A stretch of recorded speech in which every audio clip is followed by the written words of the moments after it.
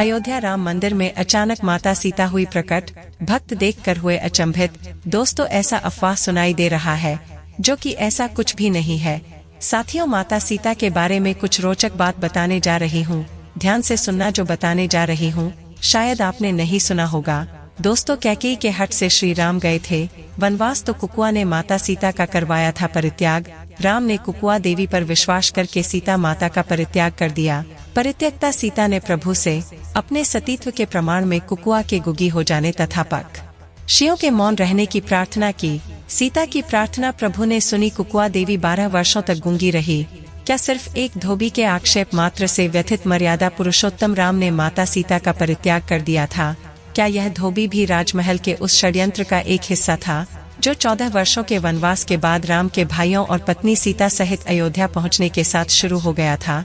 इस बार कैकेयी नहीं, बल्कि उनकी पुत्री कुकुआ षड्यंत्र और साजिशों में तल्लीन थीं। युगों से राम कथा दोहराई जा रही है और इसी के साथ राम कथा के मर्मज्ञ मात्र शंका के आधार पर मां सीता के परित्याग और परीक्षा की पहेली की व्याख्या करते रहे। 14 वर्षों बाद सीता अयोध्या में सखियों के बीच पहुंची थी। इस लंबे समय से सीता के वनवास के अनुभवों को जानने की सखियों में उत्सुकता थी।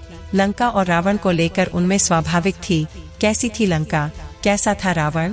कृतिवास रामायण के अनुसार सरोवर में स्नान करते राम ने धोबी के मुख से सुना, इतने दिनों रावण के यहाँ रहने के बाद सीता पवित्र कैसे रह सकती? मर्यादा पुरुषोत्तम राम की राजमहल में वापसी हृदय मस्तिष्क में संदेह के साथ हुई। वहाँ संदेह को विस्तार देने के लिए दूसरा करत उपस्थित था। दोस्तों, भगवान राम के जीवन से जुड़ी कई कहानियाँ प्रसिद्ध है। इसी ही एक कहानी है, जब वे वन चले जाते हैं तो उनके भाई भरत नंदीग्राम में कुटिया बनाकर रहने लगते हैं। इसके बाद उनकी पत्नी मांडवी से जब माता कौशल्या पूछती है क्यों रनिवास में नहीं गई, तो उन्होंने ये वजह बताई। रानी कैकेयी के वरदान मांगने के बाद भगवान राम, लक्ष्मण और सीता वन को चले जाते हैं। जिस समय भगवान राम को वनवास मिलता है, उस समय उनके छोटे भाई भरत अपने मामा के घर गए हुए थे।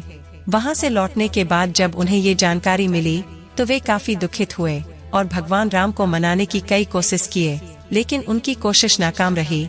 उसके बाद वे अयोध्या लौटकर वापस आ गए और अयोध्या से बाहर नंदीग्राम में कुटिया बनाकर रहने लगे।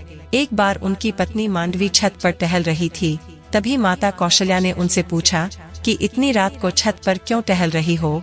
जाकर रनिवास में आराम करो, भरत इंतजार कर रहा होगा। माता कौशल्या के इस वचन के बाद मांडवी ने कहा कि वो तो यहाँ रहते ही नहीं। उन्होंने कहा है जब तक भैया जंगल में रहेंगे तब तक मैं भी अयोध्या में नहीं रहूंगा। तब माता कौशल्या ने पूछा कहाँ है भरत? तब मांडवी ने बताया कि उन्होंने अयोध्या के बाहर नंदीग्राम में एक कुटिया बनाया है जहाँ वो रह रहे हैं। इसके बाद माता कौशल्या ने पूछा कि तुम्हें क्यों नहीं लेकर गया? तब मांडवी ने कहा कि मैं तो कह रही थी कि मैं भी साथ चलूंगी, मगर उन्होंने मना करते हुए कहा कि भैया राम और भाभी सीता वन चले गए हैं। इस वजह से घर की बड़ी बहू तुम हो और सभी माओ की जिम्मेदारी तुम पर है।